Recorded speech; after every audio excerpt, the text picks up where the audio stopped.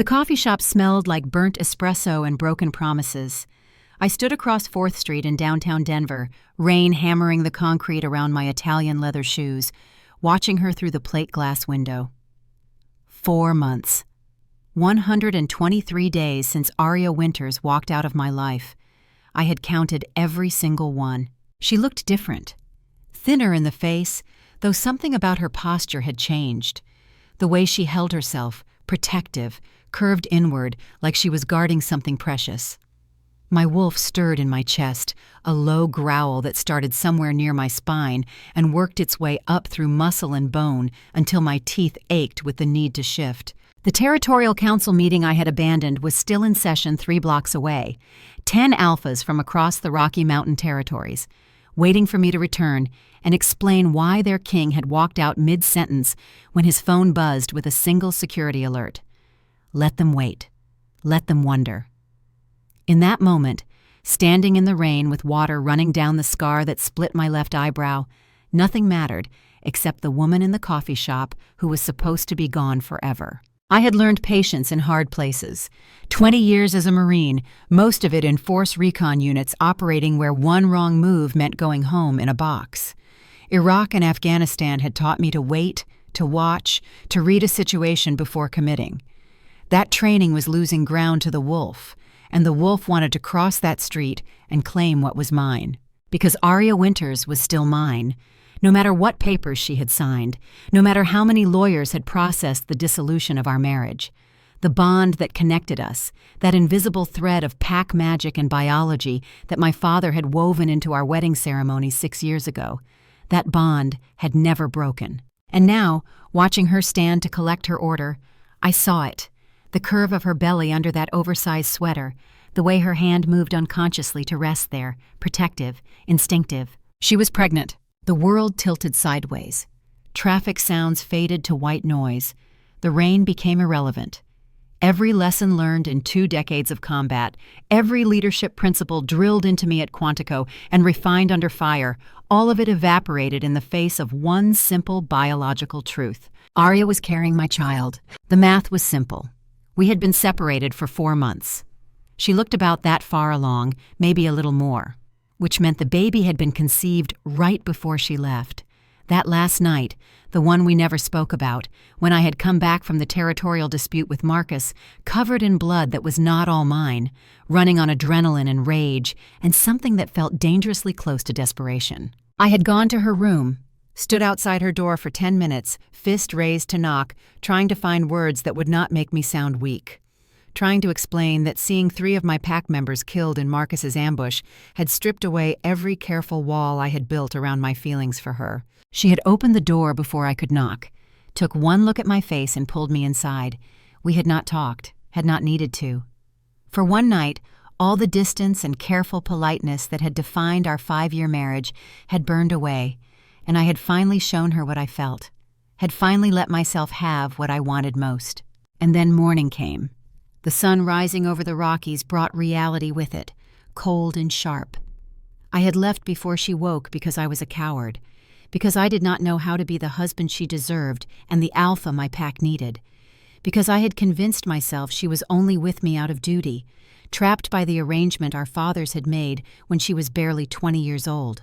2 weeks later, she asked for a divorce. I gave it to her, signed every paper, released every claim, because if she wanted freedom, then who was I to cage her, even if it killed me to let her go? Now she was pregnant and everything changed. The light changed. Cars stopped.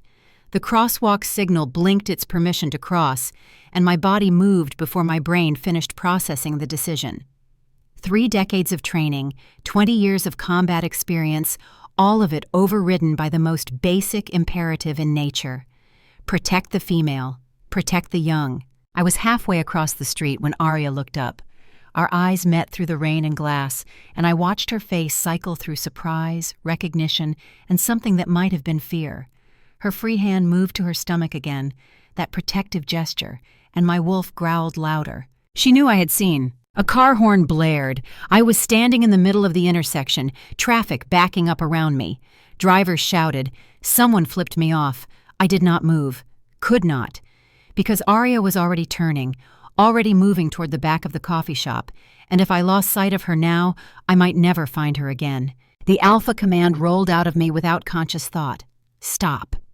Every human in a 3-block radius felt it, that compulsion that bypassed the conscious mind and spoke directly to the hindbrain.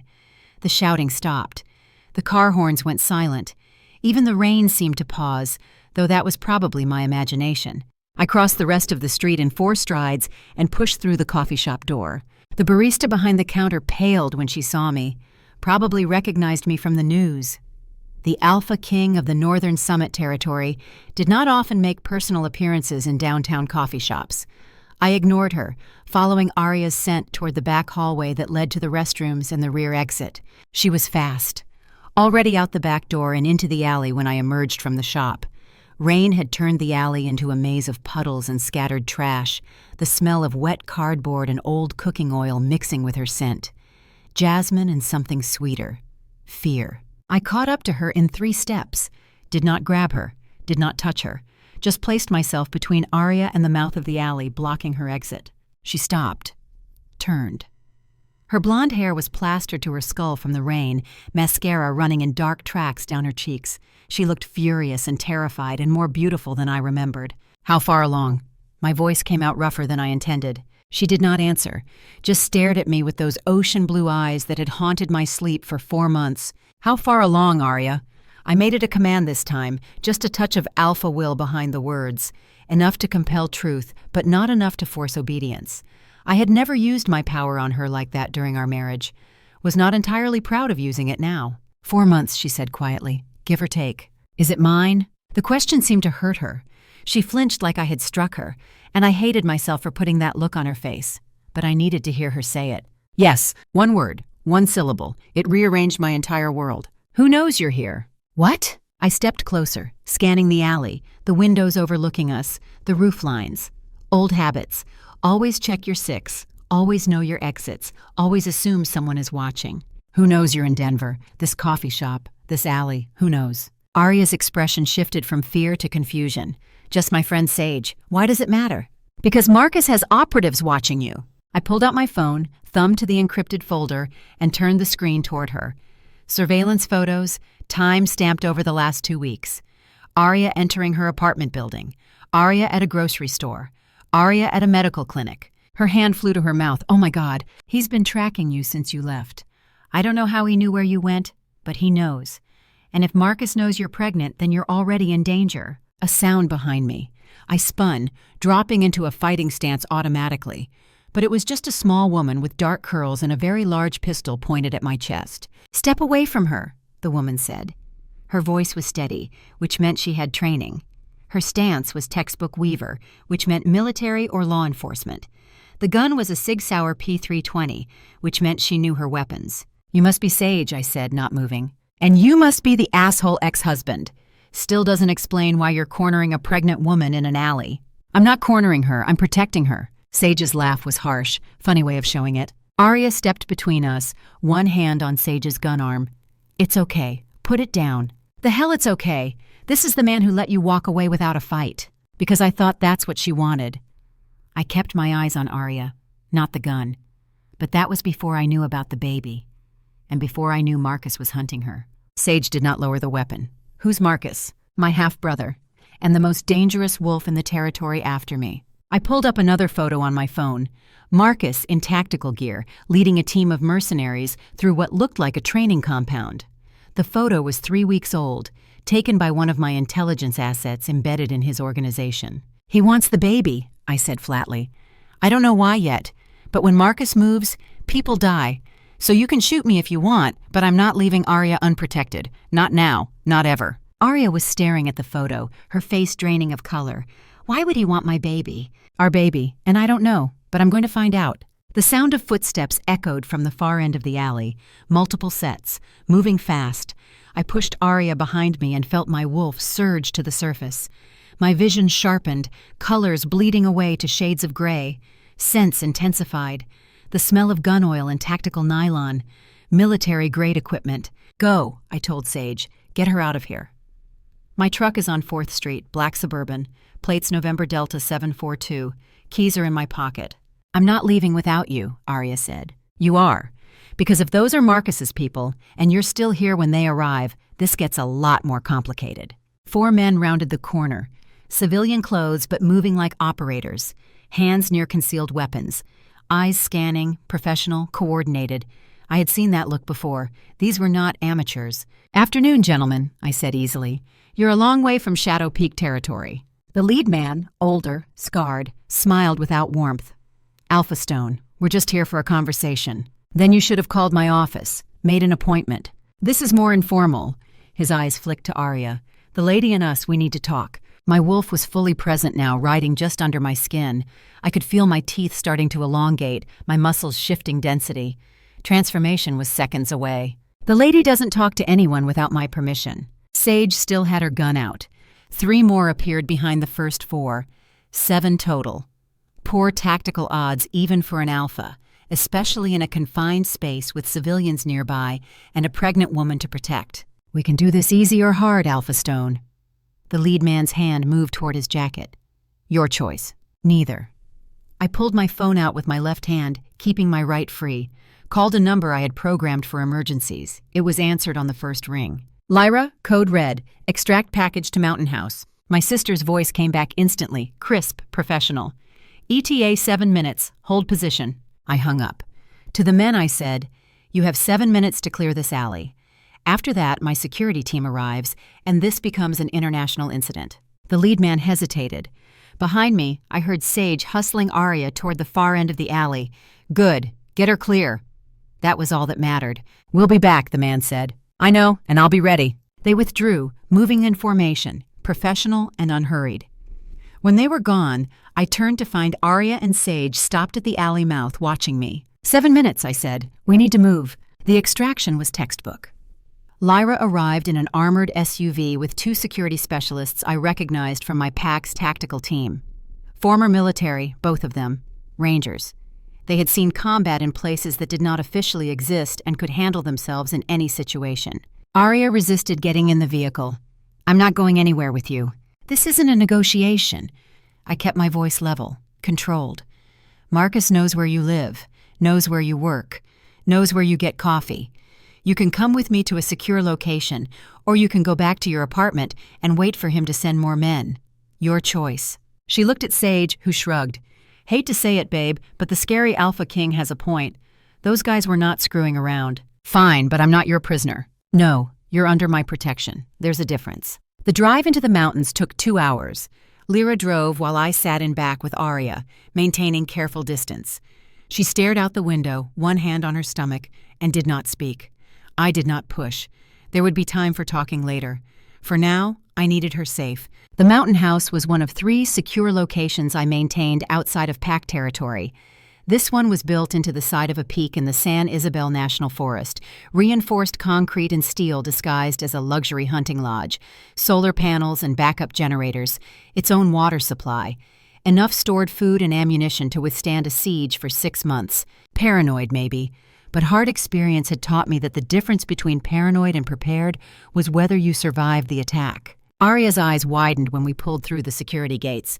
"This is where you're taking me." "This is where you'll be safe. It looks like a fortress." "That's because it is." I gave her the tour personally, showed her the panic room with its reinforced door and independent air supply, the armory with enough weapons to outfit a small platoon, the escape tunnel that led 2 miles down the mountain to an emergency vehicle cache. "You live like you're at war," she said quietly. "I am.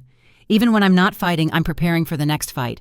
It's who I am." She looked at me then, really looked at me, and something in her expression softened. "Is that why you could never just be a husband? Because you were always being a soldier?" The question hit harder than I expected. Maybe. I don't know how to be anything else. I showed her to the suite I had prepared, separate from mine, private, with windows overlooking the forest. I had purchased new furniture, stocked the closet with clothes in her size. Had been doing it for months, some part of me always hoping she would come back. She noticed. Of course she noticed. "You kept my things. I never threw anything away." Seemed like admitting you were really gone. Arya sank onto the bed, exhaustion finally catching up with her. "I should hate you for this, for just deciding to protect me without asking if I want protection." "Do you hate me?" "I don't know what I feel about you anymore, Kael. That's the truth. 5 years of marriage and I never knew you. Not really. You were always so controlled, so distant. I was trying to give you space, trying not to make you feel trapped. Well, congratulations. I felt so untrapped that I left. The word stung, but she was right. I had failed her, failed us, and now I had one chance to make it right. I need to brief my command team, I said. Get the tactical situation assessed. But I'll have food sent up. Rest. We'll talk more later. I made it to the door before she spoke again. Kael. I turned. Thank you for coming after me. Even if I'm angry about how you did it, thank you. Something in my chest loosened. I would cross 1,000 streets in the rain for you, Arya. I would abandon 1,000 council meetings. Whatever you need, wherever you are, I will come. I left before she could respond, before I could say something else that revealed too much. The war room was in the basement. Tactical displays covered one wall, showing real-time feeds from security cameras across my territory. Lyra was already there with Cole Reeves, my second-in-command, and Rowan Cross, my technical specialist. Cole stood when I entered, 55 years old, gray at the temples, built like a linebacker going soft around the middle, but his eyes were sharp, and his mind sharper. Former SEAL Team 6. He had forgotten more about small unit tactics than most people ever learned. Sir? His voice carried that particular blend of respect and concern that came from 2 decades of working together. We have a situation. Multiple situations, Lyra corrected. She was 30, dark-haired, ice-cold under pressure. My sister and my best intelligence asset. CIA had tried to recruit her 4 times. She turned them down every time because pack loyalty ran deeper than patriotism. Start with Marcus, I said. Rowan pulled up satellite imagery on the main display. Heat signatures at the Shadow Peak compound. I'm counting at least 50 additional personnel who weren't there last week. All military-age males. All moving in coordinated patterns that suggest tactical training. Mercenaries, Cole said. Question is, who's funding them? Lyra dropped a folder on the table. That would be the People's Republic of China, specifically the Ministry of State Security. I felt my wolf stir. Explain. I've been tracking financial flows through Marcus's accounts for the last month. The money's being laundered through shell corporations in Hong Kong and Macau, but the ultimate source is MSS operational funds, same accounts they use for foreign intelligence operations. Why would Chinese intelligence be funding my brother's private army? Rowan brought up another image, a document covered in Chinese characters with English translations in the margins. This was intercepted from Marcus's email server 3 days ago. It's a research proposal, something called Project Fenrir. I went very still. Where did you hear that name? You know it, Cole said. It was not a question. My father used to mention it, usually after too much whiskey. I thought it was just paranoia. Lyra shook her head. Victor Stone was a lot of things, but paranoid wasn't one of them. Project Fenrir was real. DARPA program from the 70s. Genetic enhancement research focused on wolf shifters. Trying to create super soldiers. That's science fiction. Is it? Rowan pulled up grainy photographs. Military personnel in labs, subjects in restraints. This is from the program before it was officially shut down in 1979, 46 years ago. But the research didn't disappear, it just went black. And you think Marcus found it? I think your father found it, Cole said quietly. I think Victor was involved in the original research, and I think whatever he discovered, he passed it to you. That's insane, is it? Cole met my eyes. You're stronger than any alpha has a right to be, Kael. Faster, heal quicker. Your command presence works on humans as easily as wolves. You think that's all natural. My father was a strong alpha, genetics. Your father was a scientist who experimented on himself. And when you were conceived, those genetic modifications passed to you. You're not just an alpha, son. You're Generation 1 of Project Fenrir, the proof of concept. The room tilted. I gripped the edge of the table, feeling my wolf thrash inside my skin. You're saying I'm some kind of lab creation. I'm saying you're enhanced, engineered to be better than normal wolves. And if Marcus knows that, if he's working with foreign intelligence to restart the program, then the baby Arya's carrying becomes the most valuable genetic asset on the planet. Because it would be Generation 2, Lyra finished, a child born from enhanced genetics, potentially even more powerful than you. They want to weaponize my child. Children, Rowan corrected. He brought up medical records on screen, hospital files from Arya's last exam. She's carrying twins, Kael, 2 boys. And according to the genetic markers in these tests, they're already showing abnormal development. Enhanced neural pathways, accelerated growth patterns.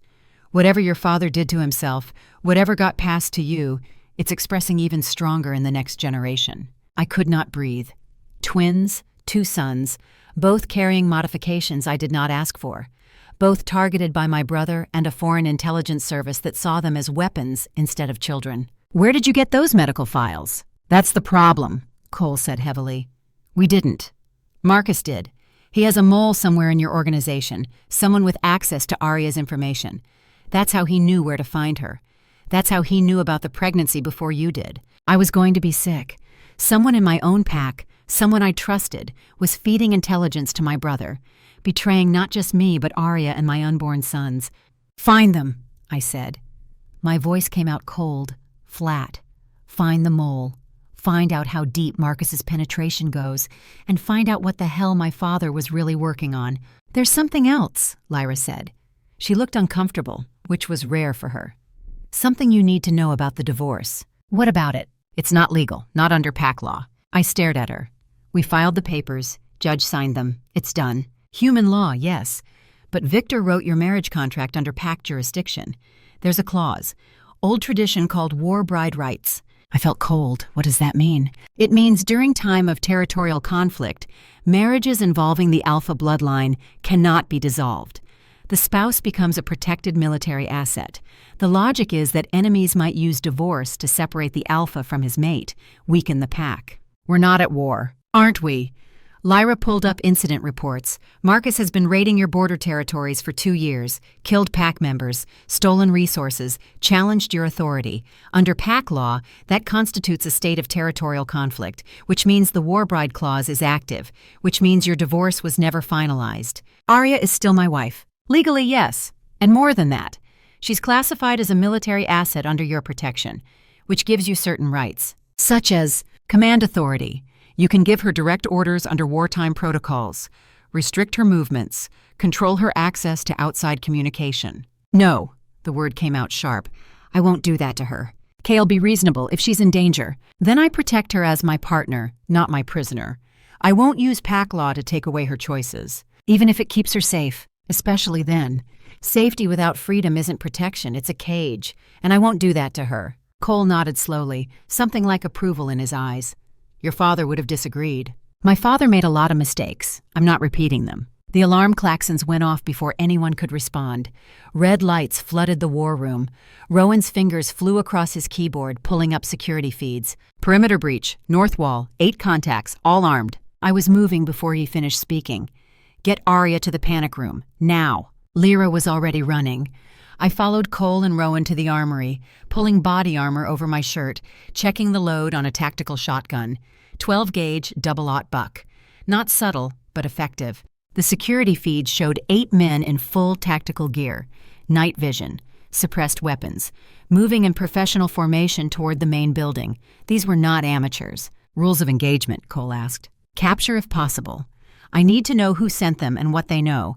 But if they threaten Arya, kill them all. We moved out. The firefight was brief and brutal. The attackers were good, but they were not expecting an alpha king with 2 decades of combat experience.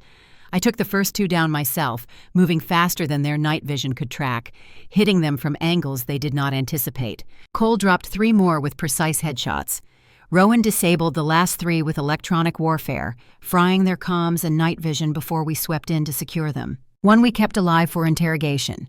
The others would not be a problem again. I dragged the survivor to the basement interrogation room. Zip tied his hands to a chair, removed his mask.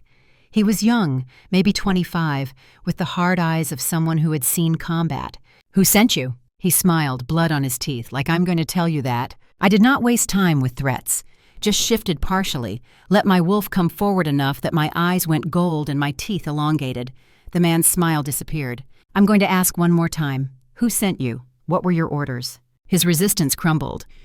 Marcus Stone, Shadow Peak Alpha, said to extract the woman, the packages she's carrying. Extract, not kill. Alive, he wants them alive. Why? The man shook his head. Didn't say. Just gave us coordinates and description. Said she's carrying something valuable, something his employers want. His employers, not Marcus. Man with an accent. Chinese, maybe. Met with Marcus last week. Talked about genetic samples, research applications. The pieces were falling into place. Marcus was not acting alone. He had foreign backing, and they wanted my sons for whatever program they were running. "How many more of you?" The man hesitated. I grabbed his throat, just enough pressure to make breathing difficult. "How many?" 20, maybe 30, at the Shadow Peak compound, plus whatever contractors Marcus hired. Could be hundreds. Hundreds of mercenaries, all focused on kidnapping my pregnant mate and stealing my unborn children for genetic experimentation. The scale of the threat was larger than I had anticipated. I executed the prisoner. Clean, quick, professional. Cole did not question it. Neither did Rowan. In our world, someone who came to kidnap a pregnant woman did not get mercy. When I returned upstairs, I found Arya watching from the security monitor room. She had seen everything: the fight, the interrogation, the execution. Our eyes met through the doorway. "Is that what you are?" she asked quietly. "A killer. I'm a protector. Sometimes that means killing the people who threaten my family. And the baby, our babies, they're just packages to these people. To them, yes. To me, they're everything." I crossed the room, stopped just outside her personal space, gave her room to retreat if she wanted. "I need to tell you something," I said, "about our marriage, about the divorce." I told her everything: the blood contract, the war bride clause, the fact that legally she was still my wife and under my authority. She listened without interrupting. When I finished, her expression was unreadable. "So I'm trapped, again." "No. The law says you're under my command. I say you're my partner. Your choice what to believe. And if I want to leave, then you leave. I won't stop you, but I will follow you. Because those men out there, they're not going to stop coming. And the next team might be better, might get lucky, and I cannot protect you if you're somewhere I'm not." Arya's hand moved to her stomach. "Our sons, twins." "Yes. What are we going to do?" "We," I said. "Not me, we. You're part of this decision." She looked surprised, then thoughtful. "I want to know everything. The genetics, the program, what your father did, what these people want, all of it.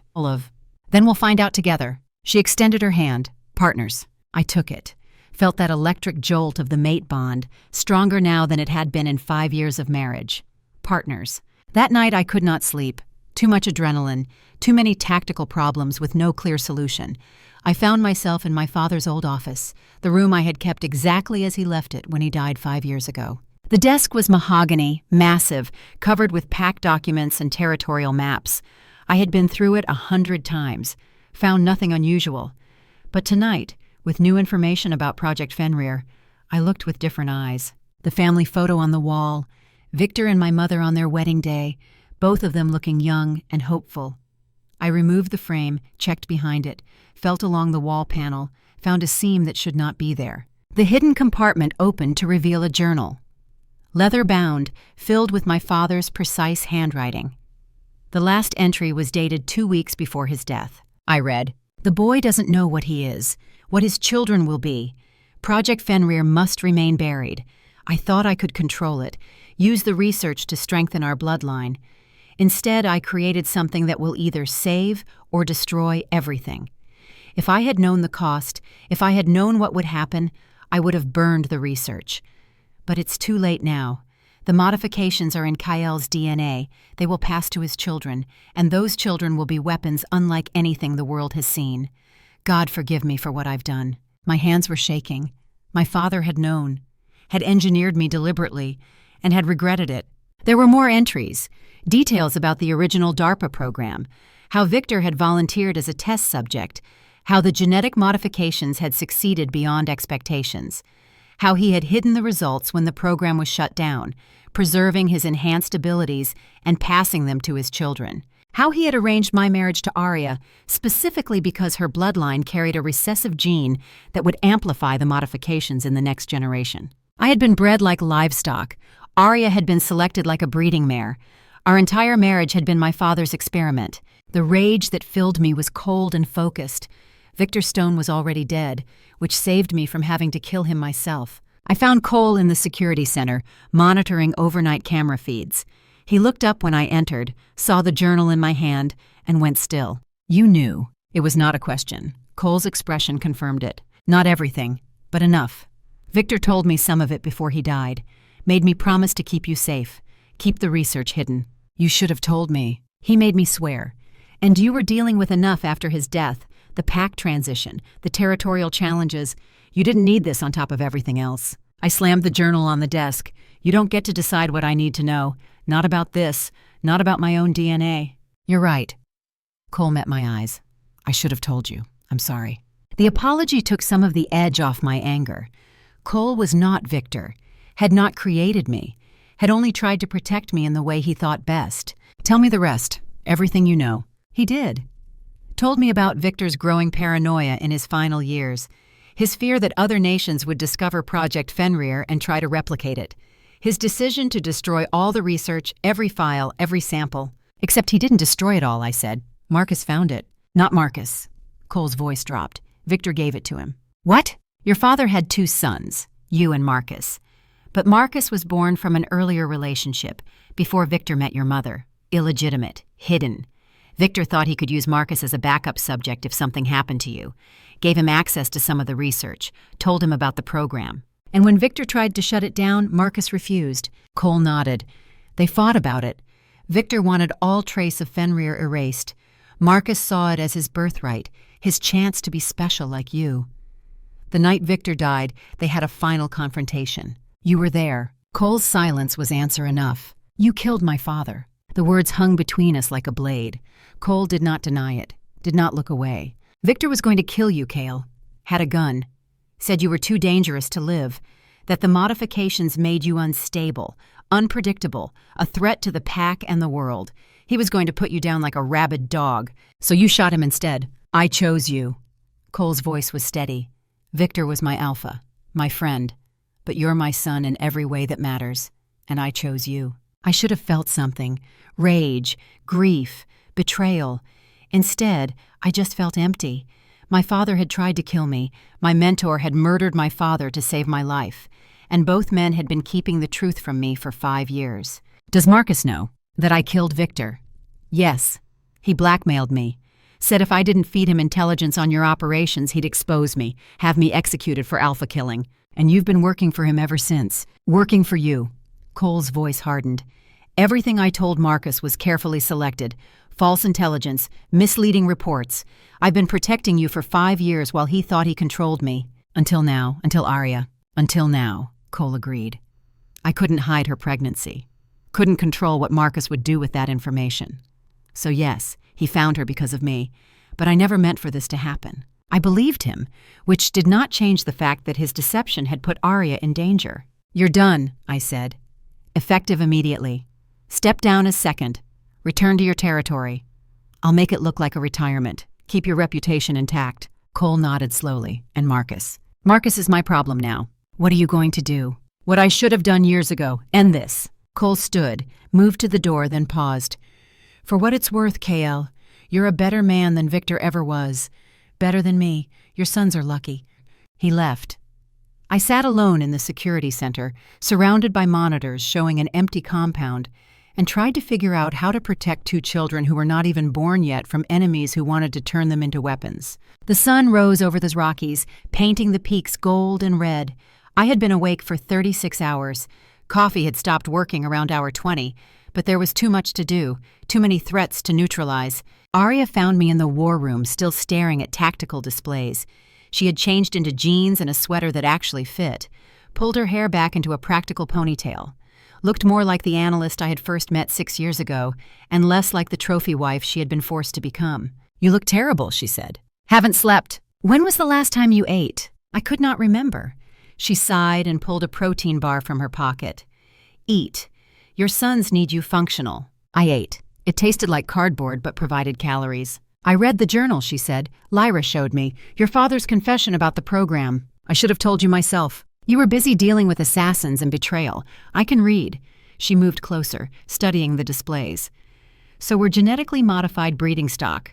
That's romantic. Despite everything, I almost smiled. We're survivors. That's better. Are we?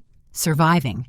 Because from where I'm standing, we have an army of mercenaries, a foreign intelligence service, and your psychotic half-brother all trying to kidnap me and steal our babies. That doesn't feel like survival. That feels like a countdown to disaster. Then we change the equation. How? I turned to face her fully. I'm going to abdicate. Arya blinked. What? I'm going to give up the Alpha King title. Publicly announce my retirement. hand territorial control to someone else, take you and the twins, go completely off-grid, become ghosts. You'd do that. To protect you and our sons, I'd do anything. She was quiet for a long moment. Then, that's the first time you've said it. Our sons. Not the babies, not the pregnancy. Our sons. They're real to me now, even though I haven't met them, haven't felt them move. They're mine, ours, and I will burn the world down before I let anyone take them. Arya's eyes were bright with unshed tears. Where was this man during our marriage? This man who says what he feels, who admits he cares. He was there, just too afraid to show you. Why? Because I thought you deserved better. Because I thought you only married me out of duty. Because I couldn't imagine you actually wanting to be with me. I did want to be with you. She moved closer, close enough that I could smell jasmine and pregnancy hormones and something that was purely her. That was the worst part, Kael, loving someone who wouldn't love me back. I loved you from the moment I met you. When your father brought you to that council meeting and you sat in the corner watching everyone with those intelligent eyes. When I found you in the garden afterwards and you were honest enough to tell me you didn't want this marriage, I knew right then I'd spend my life trying to earn your love. You had it, she whispered. You always had it, but you never let me close enough to give it to you. Her hand touched my face, fingers tracing the scar that split my eyebrow. I closed my eyes, let myself feel her touch for the first time in 4 months. Let myself want her without the guilt and fear that had poisoned our marriage. When I opened my eyes, she was looking at me with an expression I had never seen before. Not anger, not resignation, something that might have been hope. I'm still angry with you, she said, for the distance, for letting me leave without fighting. I know, but I'm also tired of running, tired of being alone.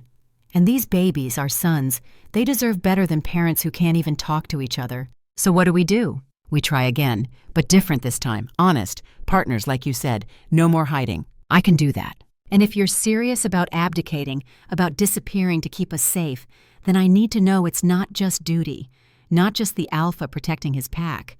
I need to know you're doing it because you want us, me and the twins, as your family. The question was fair, deserved an honest answer. Arya Winters, I would walk away from this title, this territory, this entire life, without a second thought if it meant keeping you safe. Not because you're my mate or my responsibility, because you're the only person who's ever made me want to be more than just a soldier. And our sons, they're not obligations, they're hope. A chance to do fatherhood better than mine was done. A chance to build something that matters more than territory or power. She kissed me then, soft and careful, testing, giving me space to pull away. I did not pull away. Wrapped my arms around her, mindful of the growing curve of her belly between us, and kissed her back with 5 years of longing. When we broke apart, she was smiling. Okay then, partners, for real this time. For real. The alarm system wailed before I could say anything else. Rowan's voice cracked over the intercom. Sir, you need to see this. Main display, now. We ran to the war room. Lyra was already there, staring at the screen with an expression of horror. What am I looking at? Satellite feed, Shadow Peak compound. Rowan zoomed in, enhanced the image. Those are Chinese military transports, just landed 2 hours ago. And those, he highlighted thermal signatures, are troops. I'm counting at least 200 personnel. 200 foreign soldiers on American soil. This was not just a kidnapping plot anymore. This was an act of war. What's the government response? That's the problem. Lyra pulled up communications intercepts. Marcus has friends in Washington. Someone's running interference, making sure this stays off the radar until it's too late. We need to call this in, get FBI involved, Homeland Security. And tell them what? That wolf shifters are being hunted by Chinese military for genetic experiments. They'll think we're insane. She was right. The civilian government did not acknowledge the existence of shifters. We existed in the shadows, regulated ourselves, kept our wars quiet. Going public would change everything, would expose not just my pack, but every shifter community in North America. Kael, Arya's hand found mine. What are you going to do? I looked at the screen, at the impossible tactical situation, at the woman I loved and the children not yet born, at the choice between my duty to the pack and my duty to my family. I'm going to call Marcus. End this before it starts. That's suicide. Maybe, or maybe it's the only way to protect everyone. I reached for the phone, dialed the number I had sworn never to use again. My brother answered on the third ring. Little brother, His voice was smooth, cultured, mocking. "I was wondering when you'd call. You have 24 hours to get those troops off American soil and out of my territory. Or what? You'll declare war. We both know you can't afford that. Too many civilians would die." He was right. A full military engagement would devastate the region, kill hundreds of innocent people, shifter and human alike. "What do you want, Marcus?" "You know what I want. Your mate, your children, the genetic legacy our father left behind. Give them to me, and I'll call this off. Everyone lives, except my family. They'll be well cared for. Research subjects, nothing more. The boys will be raised in comfort, educated, trained. They'll be the first of a new generation. Weaponized, enhanced, there's a difference." "No, there isn't." Marcus sighed. "Then we do this the hard way. I have 200 troops. You have maybe 50 defenders if you call in every pack member. The math isn't complicated. Numbers aren't everything. No, but they help. I'll see you soon, brother." He hung up. I stood there with the dead phone in my hand, feeling the weight of command, of impossible choices, settling onto my shoulders. Lyra was already moving, pulling up defensive positions. "If we fortify here, use the terrain, we might hold them for a few days." "A few days? And then what?" "Then we hope reinforcements arrive. I've put out calls to allied alphas. Some will come. Not enough, not in time." Arya stepped into my line of sight. "Then we don't fight them here." "What?" "We disappear. Like you said, take the twins and go underground. Let Marcus have an empty compound. Let him waste his resources searching for ghosts. That's running. That's surviving." She gripped my arms. "You're thinking like a soldier. But this isn't a battle you can win with tactics. It's a battle of time. We just need to stay hidden until the twins are born, until they're safe. Then we regroup. Plan. Come back stronger." She was right. Every tactical instinct I had screamed to stand and fight. But sometimes the smart play was retreat. Live to fight another day. "How long until you're due?" "About 4 more months.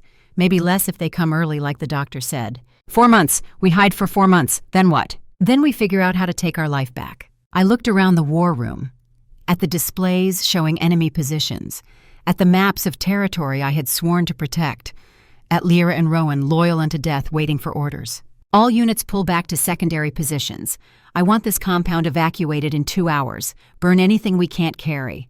I don't want to leave Marcus any intelligence." "And you?" Lyra's voice was careful. "I'm going dark, taking Arya and disappearing. Cole will maintain operational command, but as far as anyone knows, the Alpha King is gone." "You're really doing this." "I'm really doing this. Victor would never have run. Victor was a bastard who tried to kill his own son. I'm not making his mistakes. The evacuation was efficient. Years of preparation for scenarios like this paid off. Within 90 minutes, the compound was empty except for essential personnel. We took 3 vehicles, split up, took different routes to different safe houses. Standard dispersal protocol. I drove Arya myself in an unmarked sedan. Civilian plates. Nothing to indicate we were anyone important. Just another couple leaving the mountains. She slept in the passenger seat, exhausted from stress and pregnancy. I drove through the night, watching the mirrors, changing routes randomly, doubling back to check for tails. By dawn, we were in Montana. Small town called Red Lodge. Population 2,000. Tourist trap in summer, dead quiet in fall. I had purchased a cabin here under a shell corporation 2 years ago, one of a dozen bolt holes scattered across the West. The cabin was small. 2 bedrooms, wood stove, solar panels on the roof, off-grid and anonymous. Perfect. Arya woke when I killed the engine. Where are we? Somewhere safe, for now. We went inside. I checked the perimeter, confirmed the security measures were intact, motion sensors, trail cameras, intrusion alarms, not military grade, but enough to give us warning if anyone approached. When I came back inside, Arya was sitting on the couch, hands on her belly. "This is really happening. We're hiding from your brother and a foreign army because our babies are genetically valuable." "Yes, and you gave up being Alpha King." "Temporarily." She looked up at me. "What if it's not temporary? What if we can never go back?" "Then we don't. We build a new life, raise our sons somewhere quiet, let them choose their own paths. You'd be okay with that, not being a leader anymore." "I'd be okay with anything as long as you and the twins are safe." She smiled, tired but genuine. "You keep saying that, like you mean it." "I do mean it." "Then prove it. Stay here with me. Don't run off to fight Marcus or plan revenge. Just be here, with me, with them. Be a father before you're a warrior. The request was simple. The execution was hard. Every instinct I had screamed to take action, to plan, to fight. But Arya was asking me to do something harder than combat, to be present, to wait, to trust that sometimes doing nothing was the right choice. Okay, I said, I'll stay. And that night, for the first time in my life, I chose family over duty, chose love over leadership, chose to be just a man instead of an alpha. Outside, somewhere in the mountains, my brother was mobilizing an army. Foreign intelligence services were hunting for genetic samples. The pack I had sworn to protect was scattered and vulnerable. But inside a small cabin in Montana, I held my pregnant mate while she slept and felt our sons move beneath my hand. Felt the future kicking and turning, demanding to be born. And I made a promise. Not to the pack, not to duty or honor or tradition. To the woman in my arms and the children we had made together. I will protect you, whatever it costs, whoever I have to become. You are my pack now, my territory, my purpose. And anyone who tries to take you from me will learn exactly what happens when you threaten what an alpha loves most. Let Marcus come. Let the Chinese military come. Let the whole world come. I would be ready. 3 months had passed since we disappeared into the Montana wilderness. 3 months of watching Arya's belly grow, of feeling my sons move under my palm, of learning what it meant to be present instead of just protective. The cabin in Red Lodge had become our sanctuary, isolated and secure, exactly what we needed. Arya was 7 months pregnant now. The twins were active, 2 distinct patterns of movement that she had learned to identify. One aggressive, constantly pushing against her ribs, the other gentler, rolling and shifting like he was trying to find comfortable space. We had not settled on names yet, but in quiet moments, Arya called them Ash and River, Fire and Water, opposing forces finding balance. I was making coffee when Lyra's encrypted message came through. The burner phone I kept charged and hidden vibrated once against the kitchen counter. I picked it up, read the text, and felt ice flood my veins. Marcus knows about Red Lodge. You have maybe 6 hours. Move now. I did not hesitate, did not question.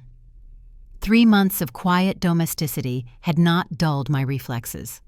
I was already moving, pulling the go-bags from their hiding spot, checking weapons, planning routes.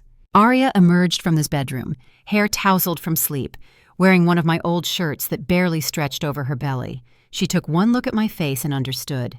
How long? 6 hours if we're lucky. Get dressed, warm clothes, hiking boots. Where are we going? Anywhere but here. She did not argue, did not panic, just nodded and disappeared back into the bedroom. This was the woman I had fallen in love with 6 years ago, the one who stayed calm under pressure, who trusted my judgment even when she was terrified. We were in the truck in 12 minutes, 2 go-bags, 3 weapons, cash, fake IDs, and everything we could carry. The cabin would burn. I had rigged it weeks ago with thermite charges, enough to erase any trace of our presence. One command from my phone, and the place would be cinders. I drove north toward the Canadian border. Not to cross, that would be too obvious, but to make them think we were running international. Then we would double back, head east through the Dakotas, lose ourselves in the plains where satellite surveillance struggled with the vast empty spaces. Arya was quiet for the first hour, hands on her belly, feeling the twins move, probably reassuring herself they were okay. I reached across the console, found her hand, squeezed once. We're going to be okay. You can't promise that. No. But I can promise I'll die before I let anything happen to you or them. She turned to look at me, backlit by the sunrise breaking over the Rockies. That's not as comforting as you think it is, Kael. I don't want you to die. I want you to live, to meet your sons, to be their father. Then I'll live, whatever it takes. The first checkpoint came outside of Billings. State police, which was wrong. Montana Highway Patrol did not set up random checkpoints on rural roads. I saw it from a mile away, 3 vehicles blocking the highway, uniformed officers that moved with too much precision. Military, I said quietly, dressed as cops. Arya sat up straighter. What do we do? Alternate route. I took the next farm road, turned east, found a network of dirt tracks that GPS did not know existed, but that I had memorized from satellite imagery weeks ago. Always have multiple exit strategies. The roads were rough, barely maintained, but the truck handled it. We drove for 2 hours through empty ranch land before rejoining pavement 50 miles east. Lost maybe 90 minutes, but avoided whatever trap Marcus had set. My phone buzzed. Lyra again. 4 more checkpoints along I-90. They're boxing you in. Head for Rapid City. I have assets there. Assets meant safe houses, resources, maybe a way to disappear more permanently.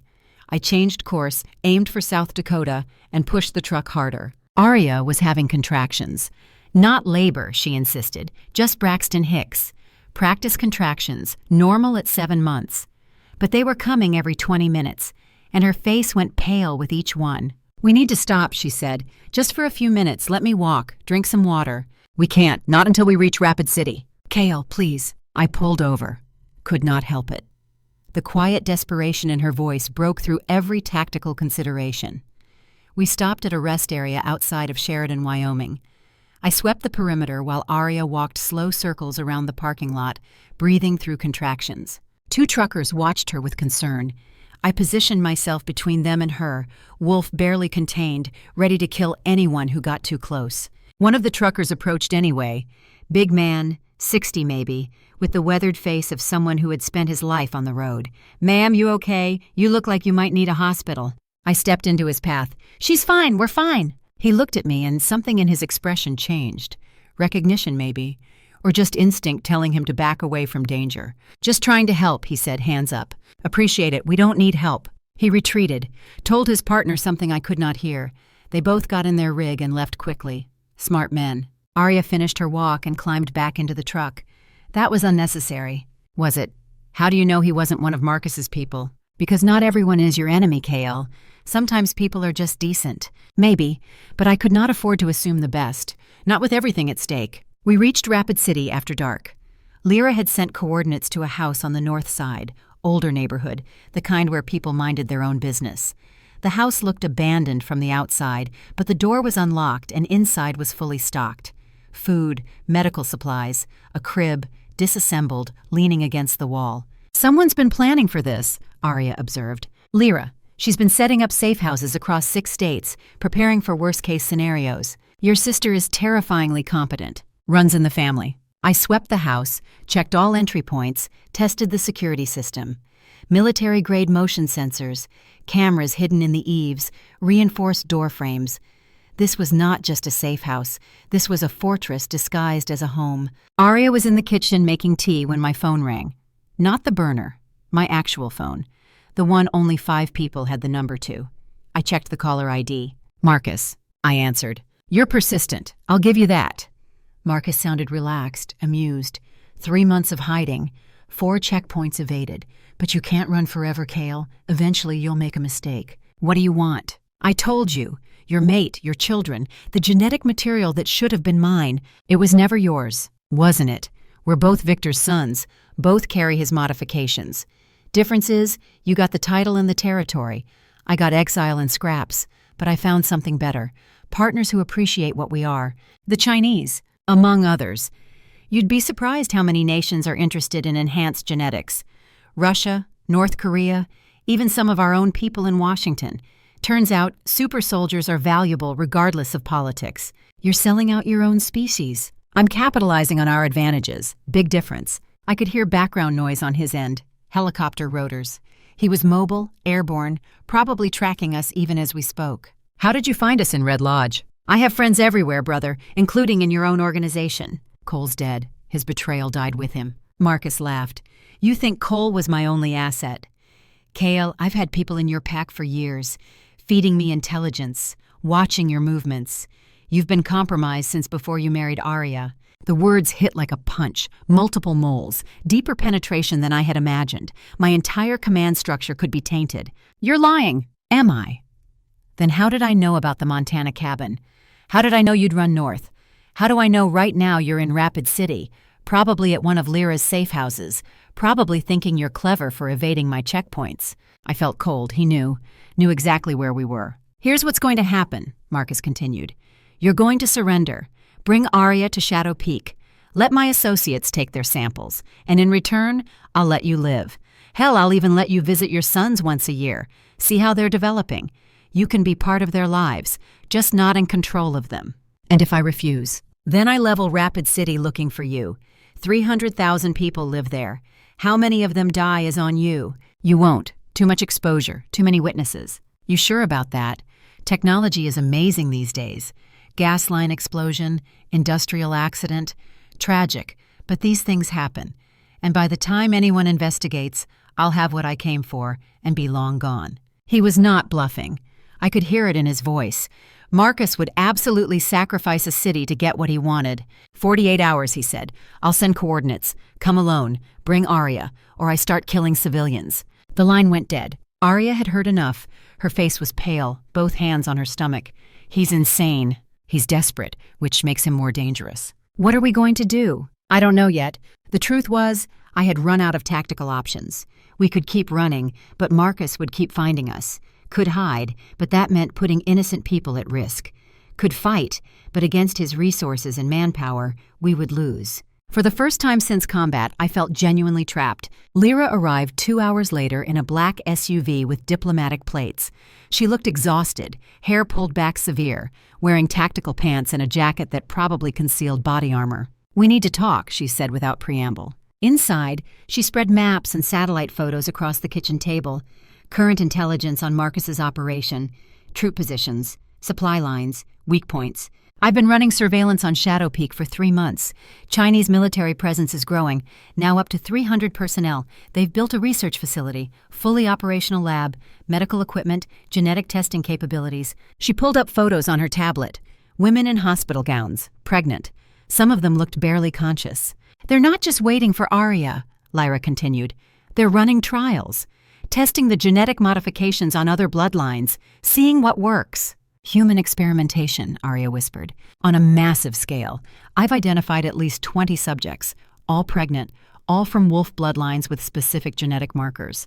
They're trying to replicate what Victor did, create their own enhanced soldiers. And failing, I guessed. So far, yes. 80% miscarriage rate. The surviving fetuses show severe abnormalities. They need your sons because they're the only successful second-generation specimens. Arya's hand tightened on mine. We can't let them have the twins. We won't, I promised. Lyra's expression was grim. Then we need a different strategy. Running isn't working, hiding isn't working, which leaves fighting. I can't fight a 300-person army. No, but you don't have to. I've been reaching out to allied alphas, building a coalition. 9 territories have pledged support if you retake command of Northern Summit. I abdicated. Temporarily. You can unabdicate just as easily. Call the pack back, rally the territories, turn this into a real war instead of a hunting expedition. That means casualties, pack members dying. They're already dying. Marcus has been raiding border territories for weeks, killing anyone who might harbor you, burning homes, terrorizing families. The pack wants to fight back, but they need their alpha to lead them. I looked at Arya. This was her choice too, her risk to take. What do you think? I think, she said slowly, that running hasn't kept us any safer, that Marcus won't stop regardless of what we do, and that if we're going to fight, I'd rather do it with an army behind us than alone. It's dangerous. Everything is dangerous. At least this way we're choosing our ground instead of reacting to his. She was right. Both of them were right. Time to stop running. Send the call, I told Lyra. Rally the pack. I'm taking back command. She smiled fierce and sharp. About damn time. The response was immediate. By morning, warriors were mobilizing across the territory, pack members returning to their alpha's call. Some came from as far as California and Oregon, wolves who had served under me and trusted my leadership. Within 48 hours, I had 200 fighters assembled at a staging area in the Black Hills. Not enough to match Marcus's numbers, but enough to make a fight of it. I organized the force into mobile strike teams. 30 wolves who could move fast, hit hard, and disappear before Marcus's heavier troops could respond. Guerrilla tactics adapted from asymmetric warfare. Arya stayed at the command post, coordinating intelligence with Lyra. 7 months pregnant and still sharp as hell, analyzing satellite imagery, identifying supply routes, finding vulnerabilities in Marcus's operation. Watching her work, I fell in love all over again. This was who she had always been. A warrior in her own right, just fighting with different weapons. The first strike hit Marcus's fuel depot at dawn. 15 wolves in, planted charges, exfiltrated before the alarm even sounded. The explosion destroyed 50,000 gallons of diesel and set his entire logistics operation back 2 weeks. The second strike targeted his communications hub. Rowan led that one personally, uploading a virus that crashed their entire network and erased encrypted files. By the third day, Marcus knew he was under attack. He called again, furious. "You want war? Fine. Let's see how brave you feel when I start executing hostages." The video came through an hour later. 3 women from my pack, bound and kneeling with Chinese soldiers standing behind them holding weapons. Marcus's face filled the screen. "Surrender in 24 hours or they die. After that, I kill 3 more every day until you comply." I watched the video 3 times, memorizing faces, analyzing the background, looking for anything that would tell me where they were being held. Found it on the 4th viewing. A window in the upper left corner showing a specific mountain peak. I knew that peak. Knew the facility at its base. "They're at the old mining complex," I told Lyra. 15 miles north of Shadow Peak. That's where he's keeping prisoners. She pulled up schematics. It's a fortress. One way in, elevated position, clear fields of fire. Any assault would be a bloodbath. Then we don't assault, we infiltrate. How? The mine tunnels. They connect to a whole network underground. If the maps are still accurate, we can come up inside the perimeter. That's a big if. It's the only option we have. I assembled a team. 12 wolves, all veterans, all volunteers who understood this might be a one-way trip. We moved out at dusk, driving to within 5 miles of the target, then humping the rest on foot. The mine entrance was exactly where I remembered. Overgrown, hidden, but intact. We descended into darkness, night vision turning the world green and grainy. The tunnels were a maze, some collapsed, some flooded. We navigated by compass and memory, moving in single file, weapons ready. It took 3 hours to traverse what should have been 2 miles. When we emerged inside the facility perimeter, the situation was worse than anticipated. Guards everywhere, motion sensors, thermal cameras. This was not a prison, it was a research installation. And the hostages were not in cells. They were in a medical wing, strapped to beds, hooked to IVs. "They're drugging them," one of my wolves whispered, "keeping them sedated." We moved through the facility like ghosts, taking out guards silently, disabling cameras, working toward the medical wing, found the 3 women from the video, found 17 others, all pregnant, all unconscious. "What the hell is this?" someone asked. "It's a breeding program," I said quietly. "Marcus is using captured pack members as test subjects." The rage that filled me was cold and focused. This was not just war. This was genocide, the systematic destruction of my species for profit. We extracted all 20 women, had to carry most of them, still sedated. The retreat through the tunnels was slower, harder, but we made it. Got everyone to the vehicles, drove them to field hospitals Lyra had set up. When the women woke, they told us everything. The experiments, the forced insemination, the failures that resulted in miscarriages and worse. Marcus was running a factory farm, treating wolves like livestock. "I'm going to kill him," I told Arya that night. "Not capture. Not exile. Kill." She did not argue, just nodded. "Do what you have to do." The war escalated. Daily skirmishes, raids and counter-raids. My forces were smaller but faster, more experienced. Marcus had numbers but no cohesion. His Chinese allies were soldiers, not warriors, and they did not understand pack tactics. We were winning, slowly, at a terrible cost, but winning. Then Arya went into labor. Not quite 8 months. 2 weeks early. She woke me at 4 a.m, face pale, breathing through contractions that were unmistakably real. "It's time." "Are you sure?" "Waters broke. Contractions 5 minutes apart." "Yeah, I'm sure." The field hospital was not equipped for a complicated delivery, especially not with twins. We needed a real facility. Lyra arranged transport to a hospital in Rapid City. Small, private, staff that asked no questions when paid enough. I rode with Arya in the ambulance, holding her hand through contractions, watching her face cycle through pain and determination. "The twins are coming early," she gasped, "because they know we need them." "Arya, they're babies. They don't know anything." "There are babies. Your genetics, my intuition. Trust me, they know." Maybe she was right. Maybe some part of them sensed the danger and decided to arrive before Marcus could take them. Or maybe it was just biology and stress and timing. Either way, our sons were coming. The delivery took 6 hours, complicated by the twins, by Arya's exhaustion, by the fact that we could not risk a procedure that would leave her immobile during a war, natural birth or nothing. I stayed with her through all of it, let her crush my hand, breathed with her, told her she was strong, she was incredible, she could do this. The first twin was born at 2 p.m. dark hair, strong lungs, screaming his defiance at the world. The nurse placed him on Arya's chest, and we both stared in awe. Our son, real, perfect, alive. The second twin came 20 minutes later, quieter, calmer, watching everything with wide eyes that seemed too aware for a newborn. When the nurse placed him beside his brother, the crying stopped. Both babies went still, turning toward each other, and I swear I felt something shift in the air. Power recognizing power, balance finding itself. "They're beautiful," Arya whispered. "Both of them." I could not speak, could only stare at these two tiny humans we had made, wondering how the hell I was supposed to protect them from the world that wanted to use them. The moment was shattered by gunfire outside. Marcus had found us. I handed the twins to the nurse. "Get them to the safe room, now." To Arya I said, "Stay here, don't move." Like hell, she was already trying to sit up. "Those are my sons. I'm not hiding." "You just gave birth, you can barely stand. Watch me." She made it out of bed through sheer willpower, refusing the wheelchair, leaning on me as we moved into the hallway. The hospital was small, only 30 beds, and the staff were evacuating patients in organized chaos. Lyra met us at the stairwell. Marcus brought everyone. All 300 troops plus mercenaries.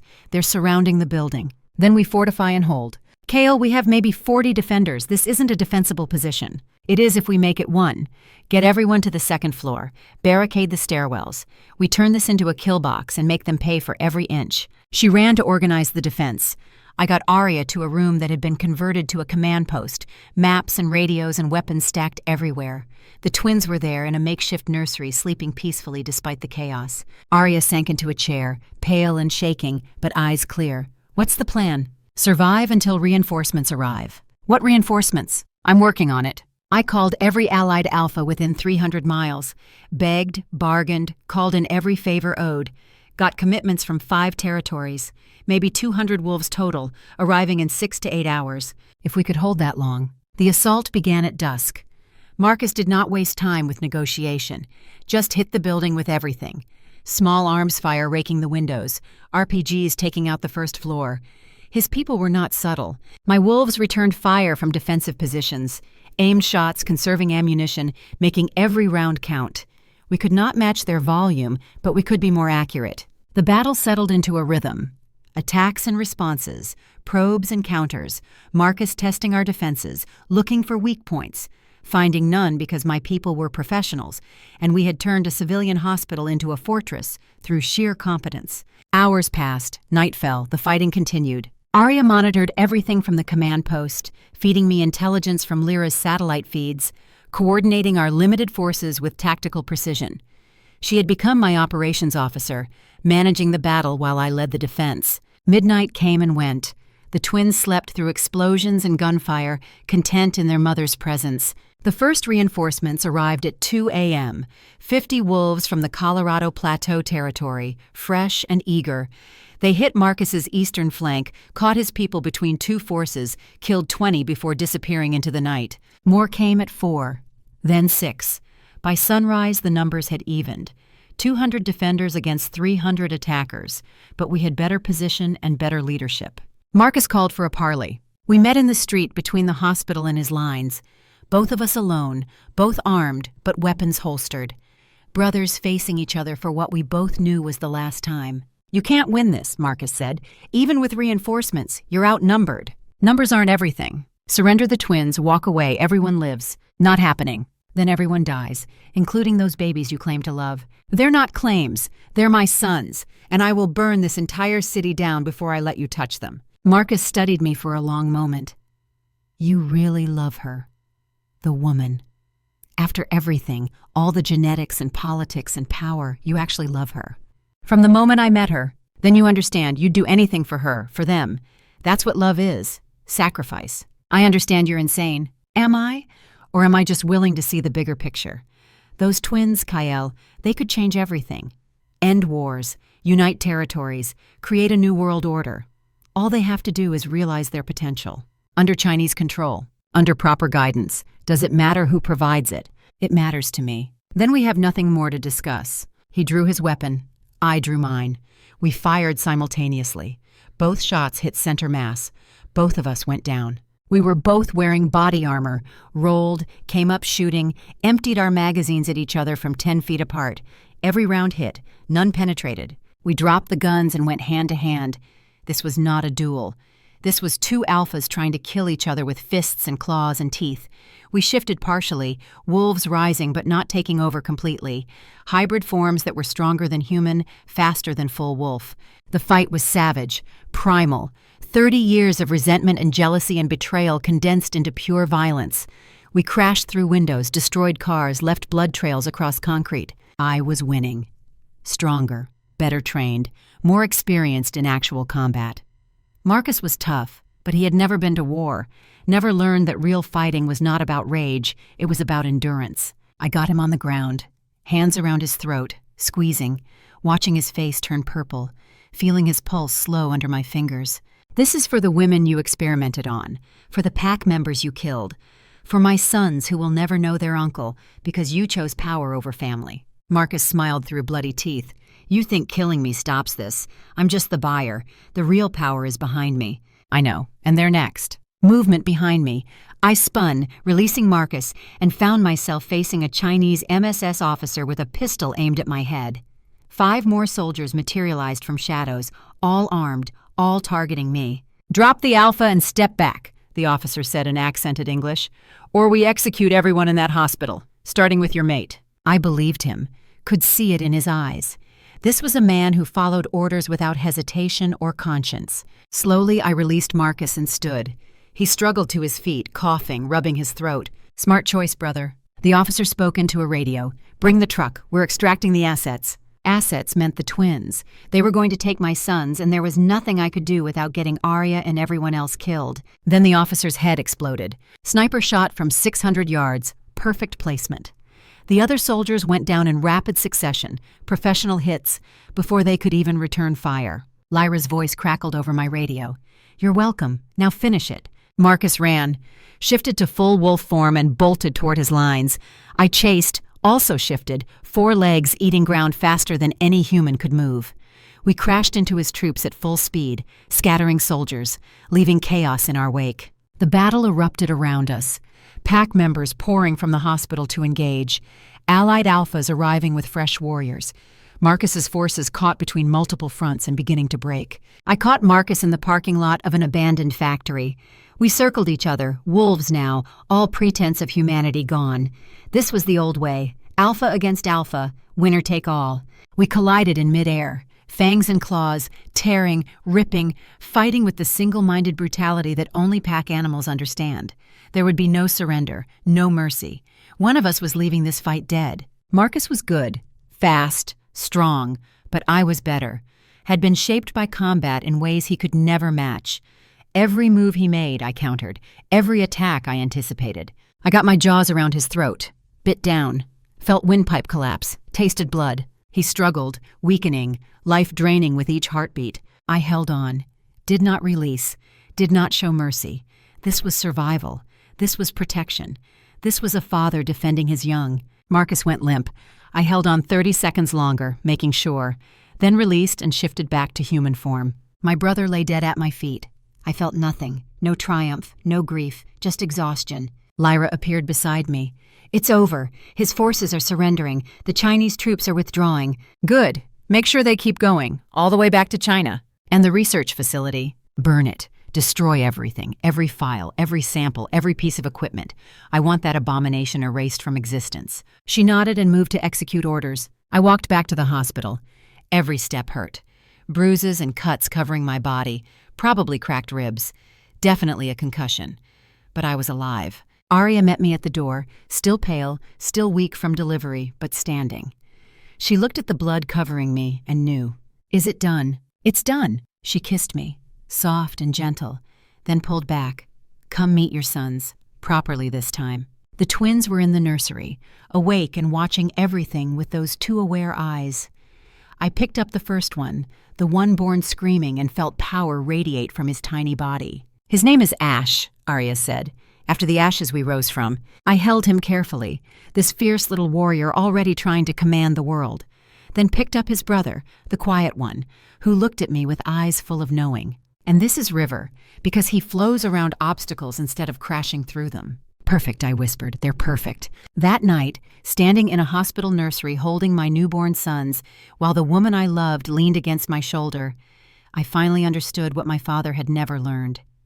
Power was not about genetics or territory or command. Power was this: the ability to protect what you loved, the strength to choose family over everything else. Marcus had chased power and died alone. I had chosen love and was surrounded by it. Outside, my pack was celebrating victory. Inside, I was learning what it meant to be a father. Both roles were mine now, both responsibilities accepted. The Alpha King had returned, but more importantly, a father had been born, and nothing in this world or any other would ever make me abandon that duty again. The cleanup took 3 weeks, not 3 days. 3 weeks of removing bodies, cataloging evidence, escorting Chinese military personnel to the Canadian border under armed guard with the explicit understanding that if they ever returned to American soil, they would be shot on sight. The State Department was not happy about the incident, but what could they say? Officially, none of this had happened. Unofficially, I had killed a foreign military operation on U.S. territory and saved 21 women from genetic experimentation. Some of the more pragmatic officials in Washington seemed willing to look the other way, especially after Lyra provided them with evidence of the MSS breeding program. Marcus's body went into an unmarked grave. No ceremony, no memorial. He had chosen his path and paid the price. Some of his followers wanted to honor him as a fallen alpha. I made it clear that anyone who did would join him in the ground. The pack understood. This was not about revenge. This was about sending a message. Betray your people for foreign powers, experiment on your own kind, and there would be no forgiveness, no second chances. Arya recovered slowly. The birth had been hard, complicated by stress and the fighting, and even wolf healing could not erase the trauma of delivering twins while under siege. She spent the first 2 weeks in the hospital, regaining strength, learning to feed and care for 2 infants who seemed to require constant attention. I stayed with her, set up a cot in her room, changed diapers at 3 a.m., learned to bottle feed when she was too exhausted to nurse. Discovered that fatherhood was harder than any combat I had ever experienced. The twins thrived. Ash lived up to his name, constantly crying, demanding attention, radiating power even at 2 weeks old. Every wolf who came near him felt the pull of command, the genetic imperative to submit to alpha authority. It was unsettling watching a newborn exercise that kind of influence. River was different. Quiet, watchful, calm. But when he focused on someone, really looked at them, things happened. Pack members reported feeling their emotions shift, anger fading, fear dissolving, as if the baby could reach into their minds and adjust what they felt. True alpha power, empathic control, just like the prophecy had warned. Together, the twins created a balance, Ash's raw power tempered by River's emotional influence. Watching them sleep side by side, I understood why Victor had been terrified. These children would either unite the territories or destroy them. Everything depended on how they were raised. On the 21st day after the battle, I called a pack council. Every alpha from Allied territories, every senior member of Northern Summit. We gathered in the great hall of my estate, the building that had stood empty since I abdicated 3 months ago. The hall was packed, 300 wolves all watching as I walked to the raised platform with Arya beside me. She was still weak, still recovering, but insisted on being present. Lyra stood to my right, holding Ash. A trusted pack member held River, my family, my pack, my purpose. I have been many things, I began. Marine, Alpha, King. I wore the title without understanding its weight. I made decisions based on duty rather than wisdom. I kept distance when I should have shown warmth. I protected territory when I should have protected people. The hall was silent, every eye locked on me. 3 months ago, I abdicated. It was not cowardice. It was the first honest decision I had made in years. My mate and my children mattered more than power. Still do, always will. I gestured to the twins. These are my sons, Ash and River. They carry genetics that make them valuable to enemies foreign and domestic. They will face challenges no children should face. They will have to choose between the power they were born with and the people they choose to become. I paused, letting those words settle. And I cannot raise them as Alpha King, cannot teach them what it means to be men instead of weapons if I'm constantly choosing politics over family. Murmurs rippled through the crowd, some angry, some understanding. So I am offering a choice. I will lead this pack, but not as king, as Alpha, first among equals, and leadership will be earned daily through decisions and actions, not inherited through bloodline. The council will have real power to check my authority. Pack members will have voices in how we govern. "This is weakness," someone shouted from the back. "Alphas lead. They don't negotiate." "Alphas protect," I corrected. "And right now, our greatest threat is not from outside. It is from the belief that power means dominance, that strength means control. Marcus believed that. It destroyed him. I will not make his mistakes." An older Alpha stood, gray-muzzled, battle-scarred, someone who had fought in territorial wars when I was still in diapers. His name was Thomas Gray, leader of the Montana Territories. "You killed your brother," Thomas said. "Executed Chinese soldiers on American soil, destroyed a research facility and covered up an international incident. Those are not the actions of a man who negotiates. No, those are the actions of a father protecting his young, a wolf defending his pack. When someone threatens what is mine, I will respond with overwhelming force, but I will not rule through fear. I will not demand obedience without earning respect." I stepped to the edge of the platform. "Every one of you chose to come when I called, not because I commanded it, because you trusted I would lead you well. That trust is worth more than any title. So I ask again, will you follow an Alpha who puts family first and power second, who will fight when necessary but choose peace when possible, who will raise his sons to serve the pack rather than rule it?" The vote was not unanimous. Some traditional Alphas walked out, unwilling to accept a power structure that gave them equal voice. But most stayed. Most voted to accept the new arrangement. I became Alpha of Northern Summit Territory. Not king, not absolute ruler. Just a man trying to lead his people well while raising his sons right. It was the hardest job I had ever taken, and the most important. 3 months passed. Winter settled over the Rockies, covering everything in snow and silence. The estate became a home for the first time. Arya filled it with warmth and life. The twins grew impossibly fast, already holding their heads up, tracking movement with those intense eyes. I taught them the way my father never taught me, not through lectures about duty and power, but through presence. I was there for feedings at 3 a.m., there for diaper changes, there when they cried and needed comfort. Arya watched me stumble through fatherhood with amusement and patience. "You're trying too hard," she said one night as I rocked a screaming Ash for the 4th hour straight. There is no such thing as trying too hard with children. He's fed, he's changed, he's warm, he just wants to cry. Sometimes babies do that.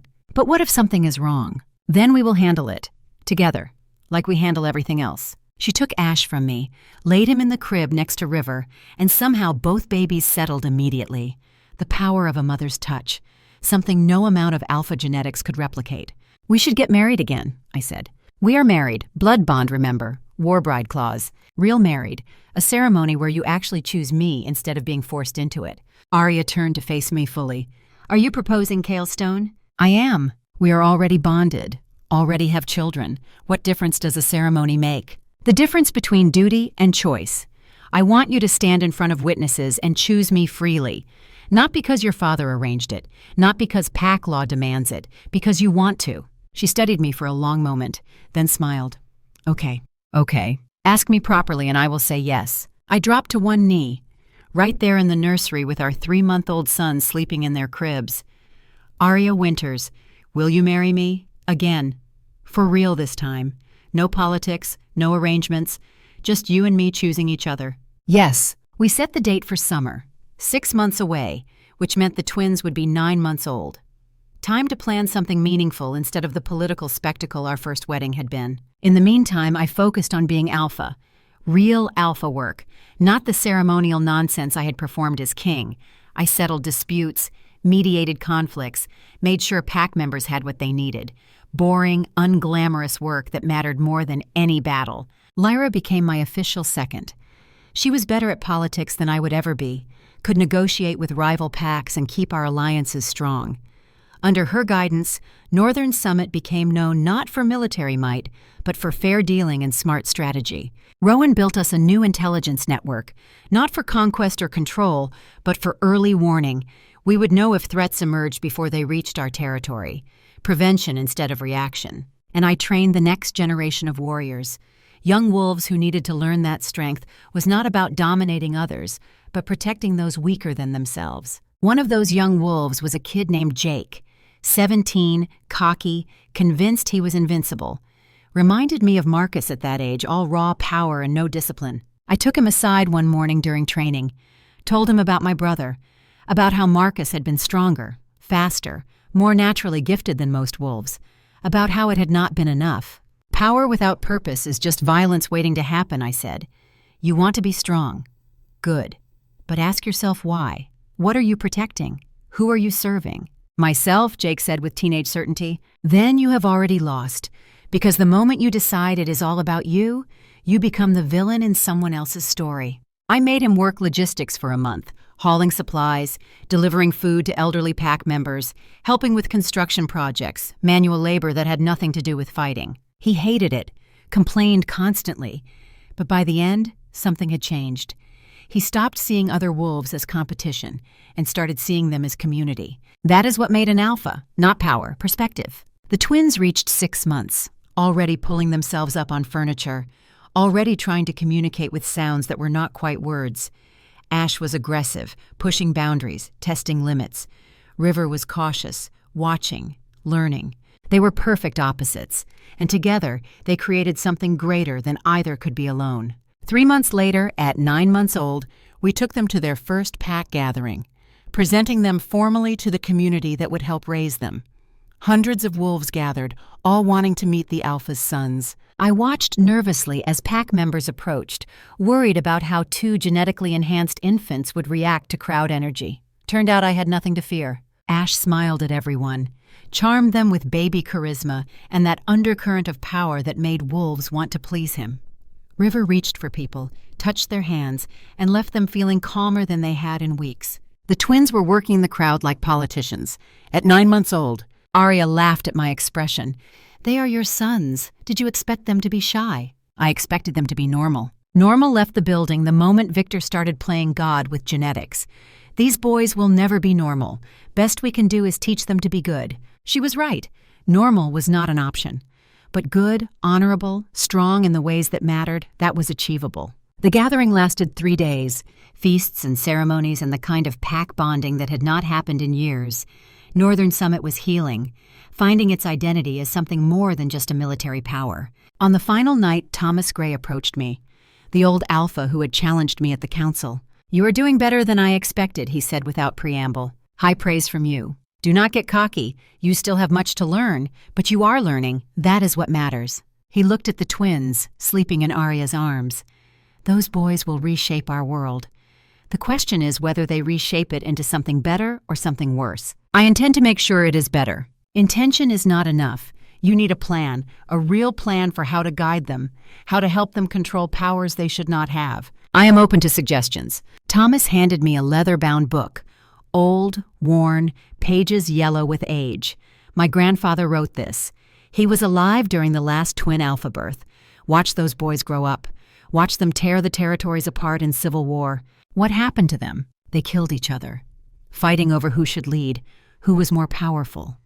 By the time they died, 5 territories had been destroyed and thousands of wolves were dead. I stared at the book. How do I prevent that? Read, learn from history, and understand that power always corrupts unless balanced by love.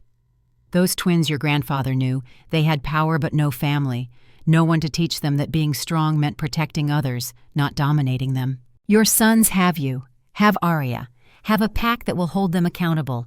Use that, build that, make family stronger than genetics. He walked away before I could respond. I opened the book that night after Arya and the twins were asleep. Read accounts of twin alphas who had started as brothers and ended as enemies, who had let power drive a wedge between them until nothing remained but hate. It was a warning, a prophecy of what could happen if I failed as a father. I would not fail. The seasons turned, winter to spring to summer. Our wedding approached. Arya wanted something simple, just family and close friends. A ceremony on the estate grounds with wildflowers and honesty. No politics, no performance, just two people choosing each other in front of witnesses who mattered. I spent the week before the wedding writing vows, trying to put into words what she meant to me, how she had saved me from becoming like my father, how she had shown me that strength was not about control, but about trust. The night before the ceremony, I found Lyra on the balcony overlooking the mountains. She was drinking wine, staring at the sunset, looking thoughtful. "Cold feet?" she asked without turning. "Terrified. Of marriage or responsibility?" "Both." I joined her at the railing. "What if I mess this up? The marriage, the kids, all of it." "You will," Lyra said simply. "You will make mistakes, say the wrong thing, choose wrong priorities. Every parent does. Every husband does." "Not helpful." "Here is what is helpful. You will mess up, and then you will fix it. Apologize. Do better. That is what separates you from Victor. He never admitted mistakes, never adjusted. You can. You do." She turned to face me. "Those boys in there, Ash and River, they do not need a perfect father. They need a present father. One who shows up, who tries, who loves them even when they are difficult. You are already that. Stop worrying about being enough and just be." The words settled something in me. Lyra was right.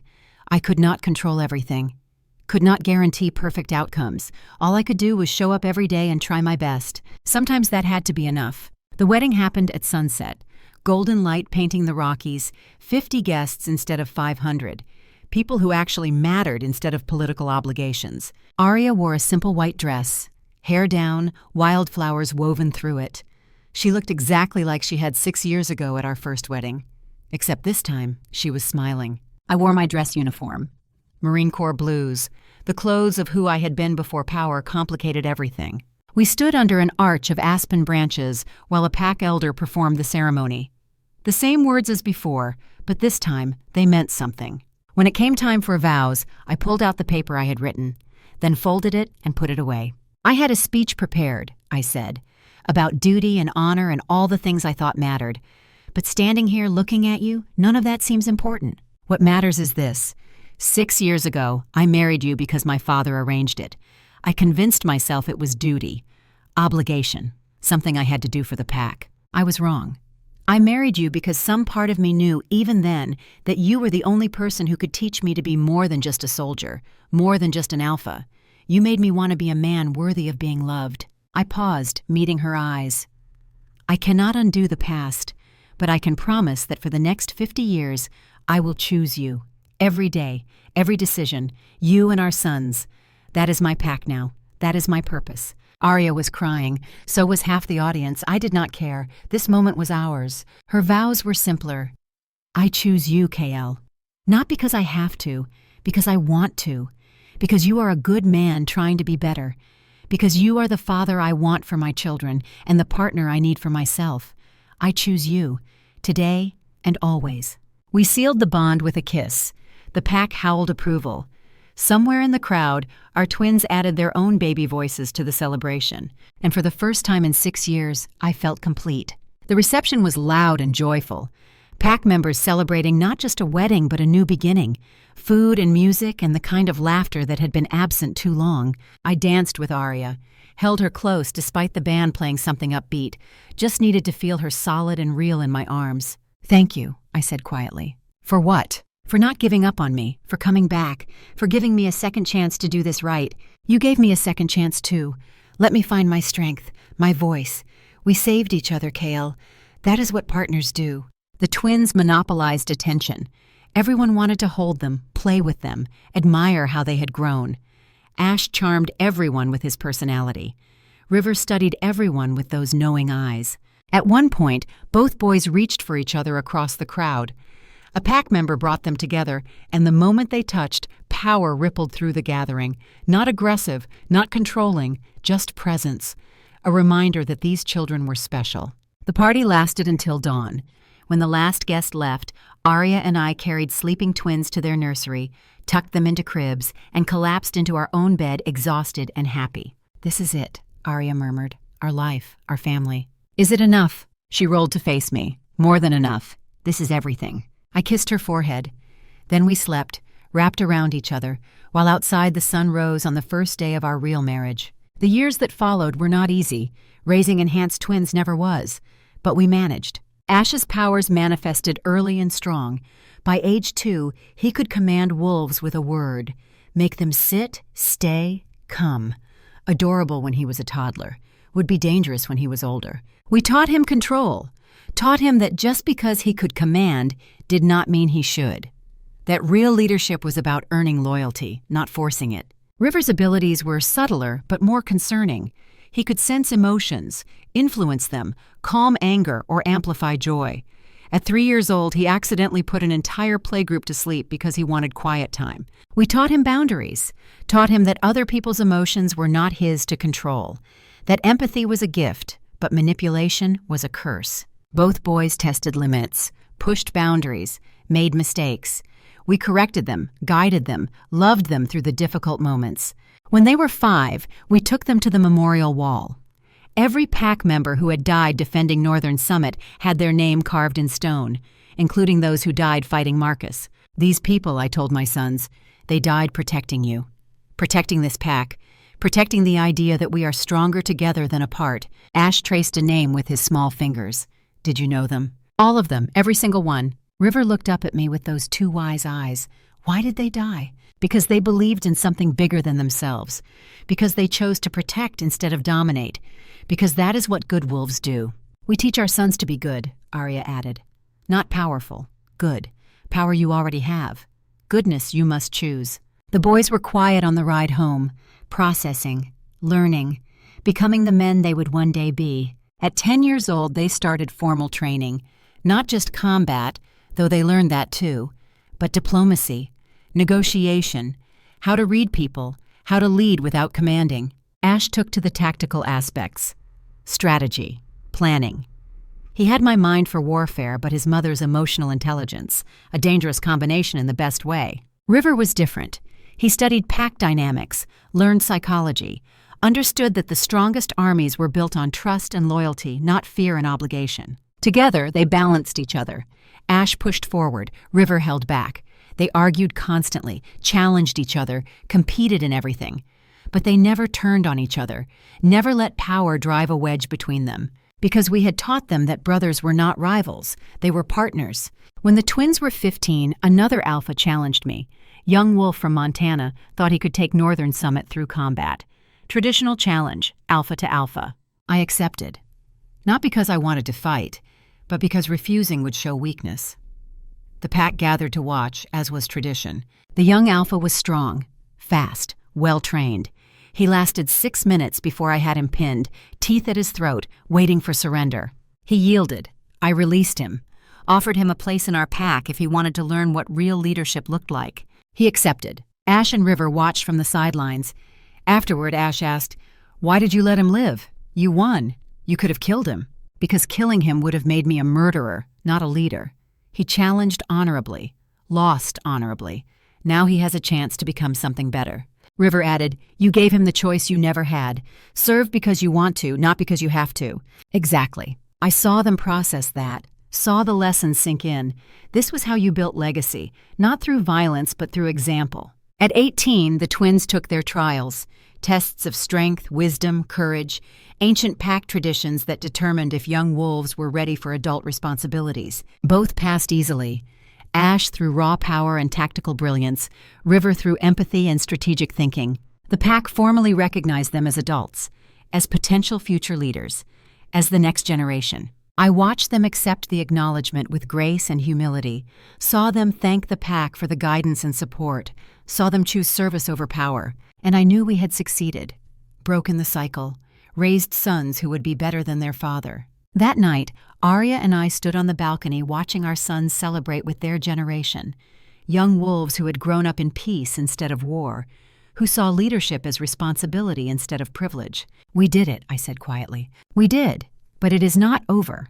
They still have to choose their own paths, make their own mistakes, and we will be here to help them through it." She leaned against me. How did we get so old? I was 48 now, gray threading through my hair, scars layering over scars, body not quite as quick as it used to be. "We survived," I said. "That makes us lucky, not old." At 25, Ash took a mate, a strong female alpha from the Colorado territories. Their wedding was loud and joyful, a celebration of two people choosing each other freely. River took longer to find his match. He was picky, looking for someone who understood his empathic abilities. Found her at 27, a human woman, a therapist, who saw his power as a gift to be used for healing. Both my sons built families.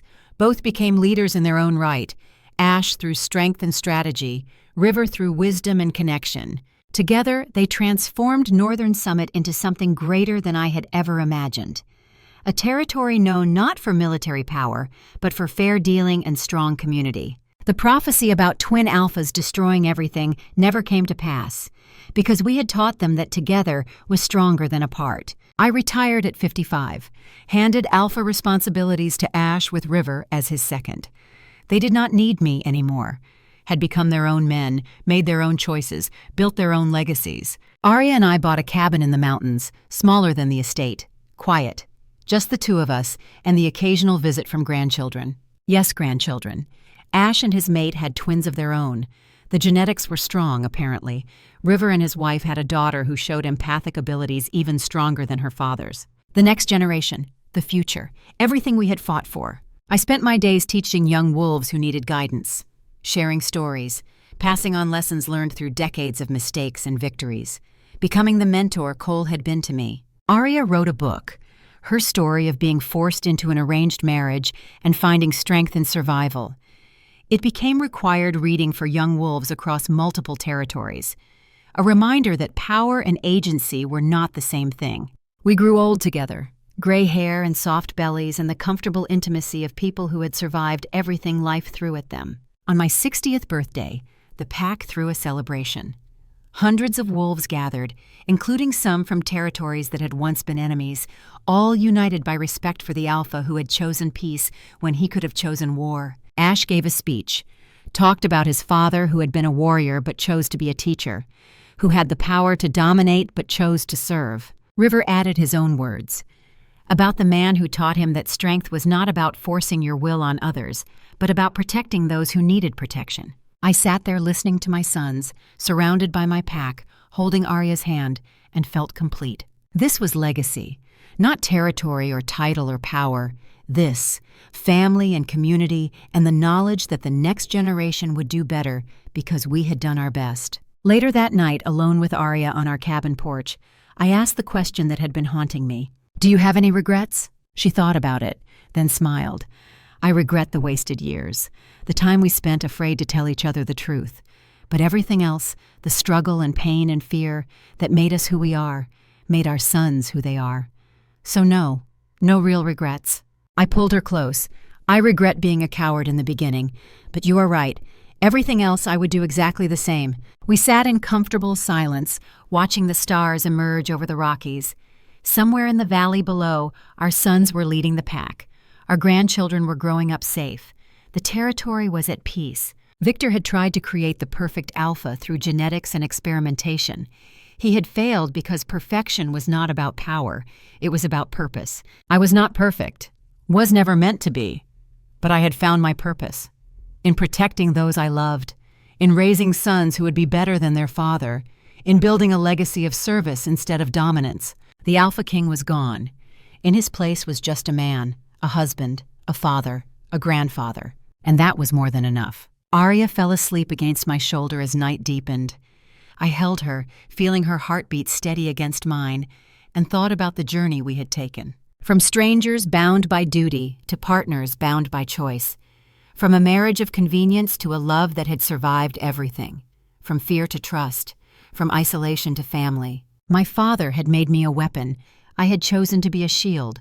My sons had the same choice ahead of them, and I trusted them to choose wisely because we had taught them that power without purpose was just violence waiting to happen. The stars wheeled overhead. The mountains stood eternal. The pack slept secure in their homes. And I, Kael Stone, former Alpha King, current teacher and grandfather, sat on my porch holding the woman I loved and felt at peace for the first time in 60 years. This was victory, not in battle or conquest, but in survival, in building something that would outlast us, in raising sons who understood that true strength was measured not in who you could dominate, but in who you chose to protect. We had started this journey running from an arranged marriage and foreign enemies. We were ending it surrounded by family and wrapped in love. That was the only legacy that mattered. I carried Arya inside when the cold grew too sharp, tucked her into bed, lay beside her listening to her breathe. Outside, wolves howled at the moon, my sons among them, my grandchildren learning the songs. Tomorrow would bring new challenges, would test the next generation in ways I could not predict or prevent. But tonight, everything was perfect. And sometimes that had to be enough. The end.